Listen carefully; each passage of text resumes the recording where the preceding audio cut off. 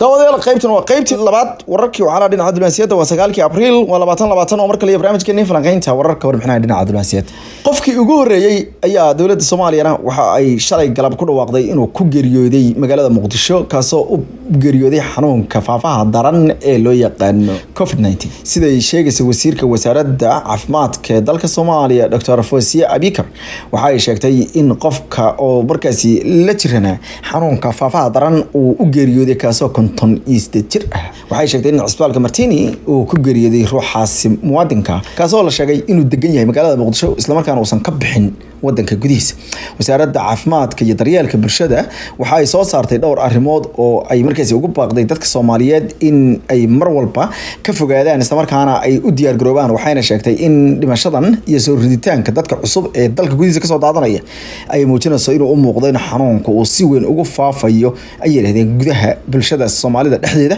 isla markaana bulshada isqaadsiinayso wasaaraddu waxay sheegtay in ilaa 4 xaaladood oo cusub oo la xiriira xanuunka faafaya ee faafaha dad marka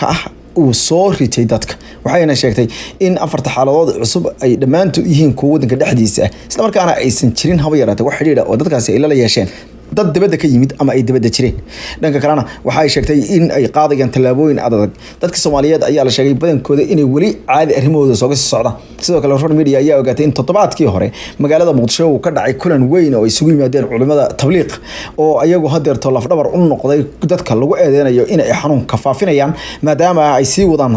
safaradii adduunka laga mamnuucay iyo kulamadii waaweyn ay isugu imaanayeen dadka ayaa sheegay in kulan diimeed iyo kulan ay markaasi culimada tabliiq ay qabteen ay ka dhala karaysay xanuunka inkastoo aan la xaqiijin dad kulanka ka qayb galay oo xanuunka uu soo ritay haddana waa waxyaalaha khatarta badan dad badan oo isku imaanaya masaajidada qaybo kamid ah ayaa caadi looga tukadaa sidoo kalena baabuurta ayaa la wada raacaa wali magaalooyinka Soomaalida oo dhan ayadoo taasna ay kor sii qaadayso ayaa leeyahay cabsida ku saabsan arrintaas dhanka kalena dalka Ethiopia ayaa amar ku bixiyay amarkii uu soo saaray ra'iisul wasaare Abiy Ahmed ee ahaa in gabi ahaanba dalka lagu soo rogo xaalad degdeg ah isla markaana la geliyo waxa loo yaqaan bandow ama dalka oo dhan in la qafilo ayaa waxa la sheegay in ay durba hirgeliso ra'iisul wasaare Abiy Ahmed ayaa waxa uu sheegay in dadkiisa ka badan 100 milyan euro uu doonayo in ay u hoggaansamaan shuruucda iyo waliba go'aamada dawladda ay soo saartay hadii taas ay didaan gacan bira laga hortagi doono ayuu yiri qof kasta oo jabiya ama ku xadgudba badqabka dadka iyo qaranka Ethiopia Abiy Ahmed wuxuu yiri sababtoo ah xanuunkan faafaya uu ka sii daraya wuxuuna u eegyahay mid markaasi si daran ugu faafaya dalkeena dhimashada waxay gaadhay 2 ruux sidoo kalena dad badan ayaa iyaguna uu soo ridanaya xanuunku waxay saasi inagu kalifaysaa ama inagu qaadaysaa inaynu soo rogno awaamir culculus oo ay kamid tahay in qof kastaba uu isgarab taago ayuu yiri dadka dawladda u shaqeynaya ee iyagu doonaya inay isku dayaan in arrintan laga taqaluso oo macnaha xanuunkan laga hortago waxa aan rabaa inaan idin sheego talaabooyin sharciga waafaqsan ayaa laga qaadaya qof kasta oo isku daya inuu dagaalka looga soo horjeedo faafahan ayuu yiri ay soo taagan wuxuu sheegay in ay dawladdu sidoo kale talaabooyin dheeraad ah qaadi doonto taasoo ay dadka ku caawi karto ma jirto ayuu yiri dhamaantood wax aan ahayn in aynu dhamaanteen isku wada xidhnaano oo ah in aynu guriga joogno magaalada Addis Ababa ee dalka Ethiopia ayaa la arkayay iyadoo hoos u dhacay isku socodka dadka sidoo kalena waxaa la sheegay in ay tani muujinayso talaabooyinka dalkaasi ay ku doonayaan inay ku yareeyaan arrimaha wadooyinka waaweyn ee magaalada Addis Ababa ee xarunta dalka Ethiopia ayaa loo arkayay iyagoo ay haawanayaan qaarkood wararkii ugu dambeeyay waxay sheegayaan in dawladda dalkaasi ay bilowday talaabooyin culculus oo ay markaasi ku doonayso in ay ku adkayso dhammaan isku socodka inuu noqdo mid xadidan iyo in sidoo kale ay noqoto dawladdu mid awaamirteeda la qaato si kastaba ha noqotee dad badan ayaa u arkay in diyaaradda Ethiopian Airlines ay qayb ka tahay faafinta xanuunka kolka ay timaado sida ay u qaada dhigayso ama u laba dhigayso dadka ay dunida iskaga kala gooshinayso gaar ahaan qaarad halkaad nagala socotaan daawadayaal waa wararkii oo cali dhinaca diblomaasiyadda caalamka oo dhan dalka Mareykanka hay'adiisa FBI da la yiraahdana waxa lagu eedeeyay inay midab kala sooc ku wado dadka reer Falastiin ee iyagu u dhaqdhaqaaqa xuquuqda dadka reer Falastiin ee gudaha ku dhaqan dalkii la qabsaday ee Falastiin jooga waxaa la sheegay in hay'adda loo yaqaan FBI the Federal Bureau of Investigation la yiraahdo FBI waxaa la sheegay in ay ku furtay kiisas iyo waliba baaritaano la dirirka argixisada waxa loo yaqaan counter terrorism in ay ku furtay baa la yiri dad muwaadiniin Mareykan iyo isugu jira Falastiiniyiin oo aan wax ay galabsadeen isan jirin laakiin ka tirsan dhaqdhaqaaqa loo yaqaano International Solidarity Movement ee ISM loo yaqaano kaasoo ayagu u dhaqdhaqaaqa in xuquuqda dadka reer Falastiin lagu soo celiyo qaab aan gacan ka hadalhay waxay sheegeen in dadka la xidhay uu ka mid yahay ninka aqoon-yahanka Mark Hamill kaasoo la qabtay isla markaana su'aalo la weydiiyay howlgalkan ayaa la sheegay laakiin inuu ka horeeyay xukunka madaxweyne Trump waxaana uu soo bilowday ayaa la howlgalka lagu gacanta gaaleynayo dadka gudaha Mareykanka uga dhaqdhaqaaqa qadiyada Falastiin sanadkii 2015 sida uu ogaaday wargeyska Middle East Monitor waxa uu sheegay in dhibaatooyinku ay soo socdeen muddo badan haatan hay'adaha xuquuqul insaanka ayaa waxay ku eedeynayaan dowladda Mareykanka inay doonayso inay u labadibleyso shacabka reer Falastiin ayaa la yiri halganka ku jira ururkan ayaa waxa uu aaminsanaa in tallaabooyinka ay qaadaan oo dhan ay noqdaan kuwa qalinka kaliya ku socda iyo kuwa maskaxeed oo la doonayo dadka in lagu markaasi xoreeyo sida uu sheegayo wax ka dhisaha ururkan ama wax ka amaamadaha oo leeyahay Xawaadi Cariif waxa uu sheegay in sida muuqata hay'adda FBI hadeerto ay birta la dhaxgashay dadka reer Falastiin halka nagala socotaan daawadayaal wararkii wacali dhinaca diblomaasiyadda caalamka oo dhan qodobo iyo warar waaweyn farkamo qodna daawadayaal hay'adda IMF lacagta adduunka International Monetary Fund ayaa waxa iyadana soo food saaray culayskii u weynaa abid ee dhinaca in ay fuliso awoodaha ay gaarka u leedahay kadib markii Mareykanku is hortaagay dalab iyo qorshe ka socday dalka Iran oo Iran ku doonaysay inay 5 bilyan oo dollarka Mareykanka uga qaadato hay'adaasi oo ay uga hortagto la dagaalanka xanuunkan faafaya ee daran ee dadmarka hay'adda IMF ayaa waxa ay lacagtan deynta ah ka doonaysay dowladda Iran balse Mareykanka ayaa sheegay inuu codka didmada qayaxan dul dhigi doono isla markaana iska hor istaagi doono adduunka dalka hogaaminaya argagixisanimada ee lacagta ku khasira kuna kharash gareeya dadka argagixisada ka macaasha ma doonayaan inay lacagtan ku iibsadaan dawooyin ay ugu iibiyaan dadka reer Iran laakiin waxa ay doonayaan in ay lacagtan ku kharbadaan caalamka iyo nabadgelyadiis oo ay markaas lacagta u waaridaan waxa la yiri argagixiso wakiilaadka iyo wakaaladahooda ay ku kala leeyihiin gobolka taasoo gali doonta jeebka dad shakhsiyaad iyo kuwa lamid ah kuwa argagixisa ayaa lagu yiri war ay soo saaray aqalka cad ee Mareykanka ama ka soo baxay maamulka madaxweyne Donald Trump balse Iran ayaa arintaasi si adag uga jawaabtay waxaana ku tilmaantay inay tan mar kale hoosta ka xariiqaso dambiga uu aadanaha ka galay madaxweynaha dalka Mareykanka iyo maamulkiisu madaxweynaha dalka Iran Hassan Rouhani ayaa sheegay in lacagtan ay tahay mid degdeg ah oo ah amaah degdeg ah oo loogu baahan yahay in lagaga hortago wuxuu ku sifeeyay xanuunkan faafaya ee daran laakiin wuxuu yiri lacagtan hadii loo diido dalkanada waxay ka tarjubi doontaa dambi weyn oo la galay midab kala sooc xooggan oo dalkanaga lagu soobiyay iyo in lacagtaasi laga cishiimaystay xilli ku bahnaayeen ayuu sheegay bangiga dhexe ee Iran Central Bank ayaa waxa uu warqad u qoray IMF oo horfadhi media ay aragtay ayaa waxa ku qornaa in lacagtan ay tahay lacag degdeg ah oo loogu baahan yahay dhinaca dhaqaalaha iyo ka hortagga xanuunka iyo barnaamijyo waaweyn oo ay ka mid yihiin ayaa la masiibadan ay ku jirto xataa kuwa la doonayo in wax lagaga qabto dadka leeanaya dalkaasi iyo kuwa wax lagaga qabanayo deegaanka iyo badqabka iyo helitaanka dawooyin qalab iyo waxyaalo loo baahan yahay ayaa lagu yiri warqadda ay horfar media aragtay banka dhexe ee dalkaasi uu diray haatan waxaan ugu baaqanaa ururka IMF International Monetary Fund waxaanu nahay xubin waxaan u baahanahay dhaqaale ayuu yiri Hassan Rouhani oo isaguna warqad uu diray horfar media aragtay waxa ma jiri doonto ama yeesan jirin buudi in nala go'doomiyo oo nala quursado iyo sidoo kale in nala dafiro ayuu yiri Hassan Rouhani oo markaas sheegay in arintaasi ay tahay mid aad ugu baahan yahay madaxa dhinaca amniga qaranka ee dalkaasi loo yaqaan golaha loo yaqaan the Iran Supreme National Security Council Ali Shamkhani ayaa Washington markii ay go'aanka ah inay hortaagayso deeqdaas ama dhaqaale amaadaasi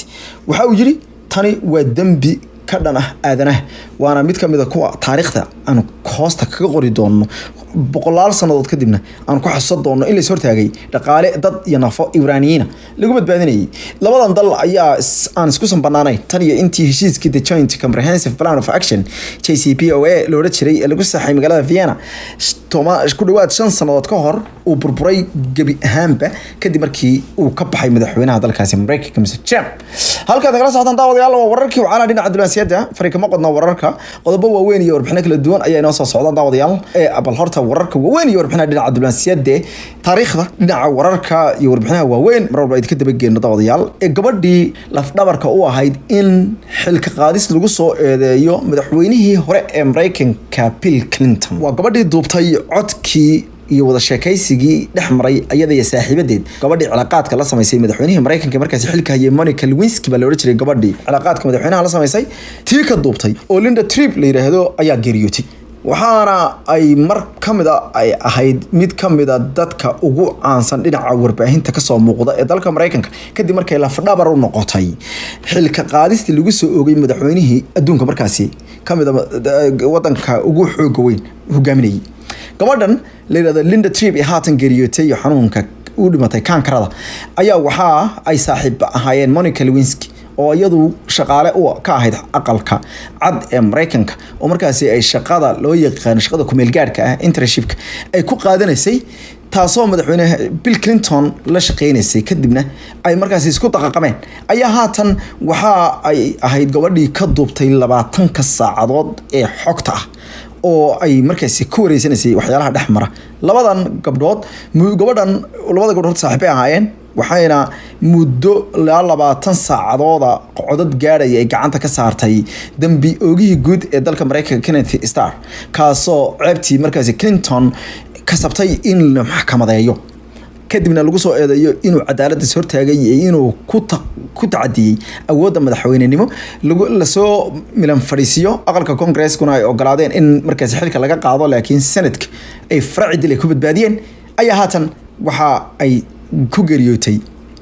da'da 70 jirka iyadoo markii hore uu ku dhacay xanuunka kankarada ee naasaha kaga dhaca haweenka kadibna oo markaasi xanuuno kale ay hoosgeliyay haatan gabadhii ay dhibaatada u geysatay iyadoo aad uga soo horjeesatay in xogtaas la faafiyo Lewinsky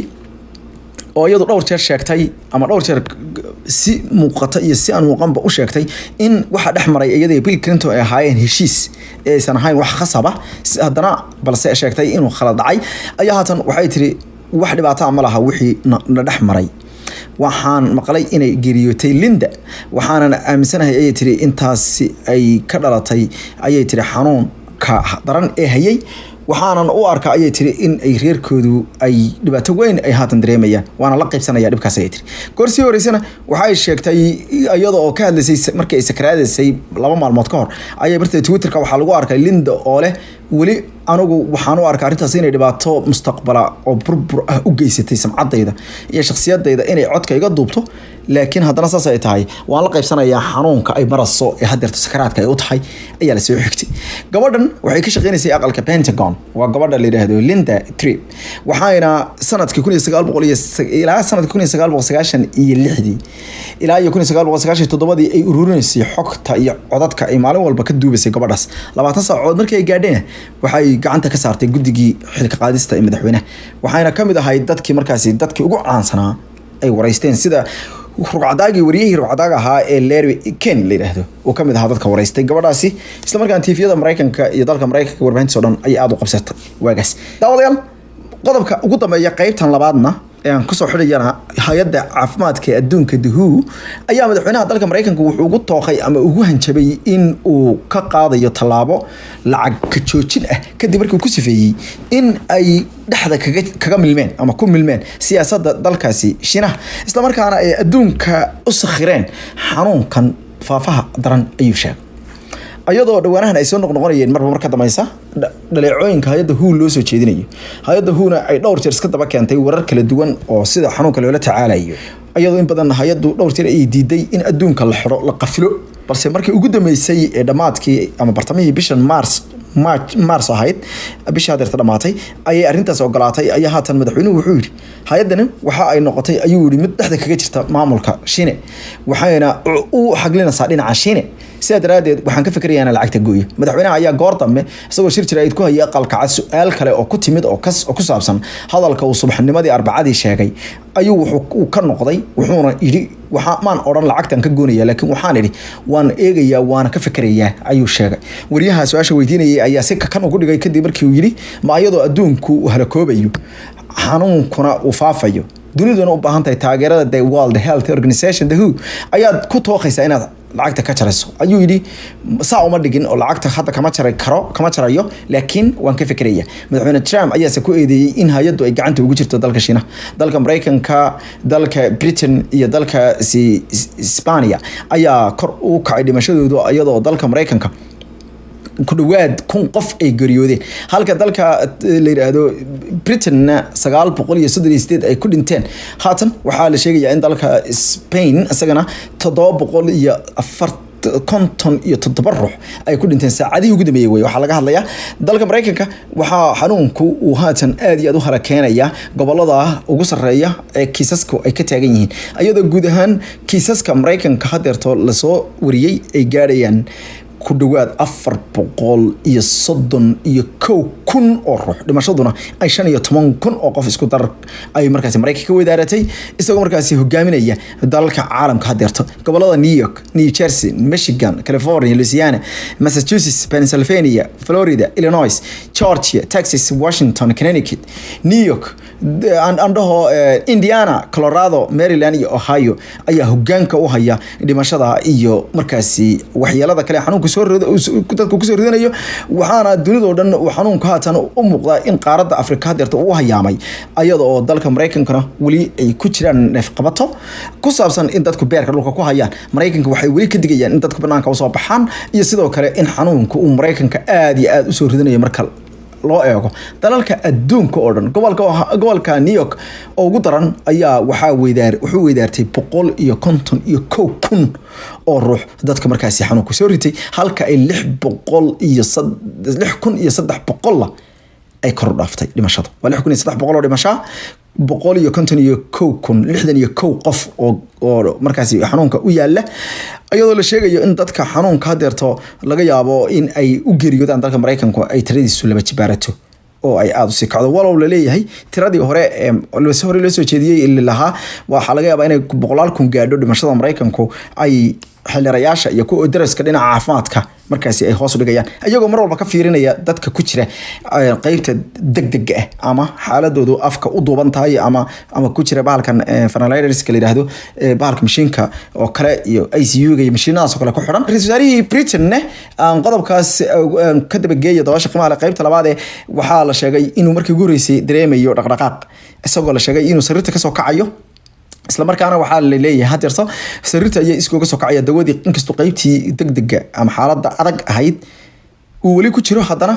waa dawadii oo shaqeynaysa ayaa laga sheegaya aqalka Downing ama xafiiska Downing Street ee looga taliyo magaalada London ku yaala looga taliyo dalka Britain waxayna sheegayaan in ra'iisul wasaaraha uu yahay mid markaasi marka dambaysa dawadu ay u shaqeynayso sida ay sheegayaan dhaqaatiirta iyo waliba afayeenada isbitaalka uu ku jiray St Thomasna waxaa la sheegay inay aad ugu dadaalayaan xaaladiisa dhinaca caafimaadka qaybta saddexaad ee wararka waxaa la dhinaca diblomaasiyadda daawadayaal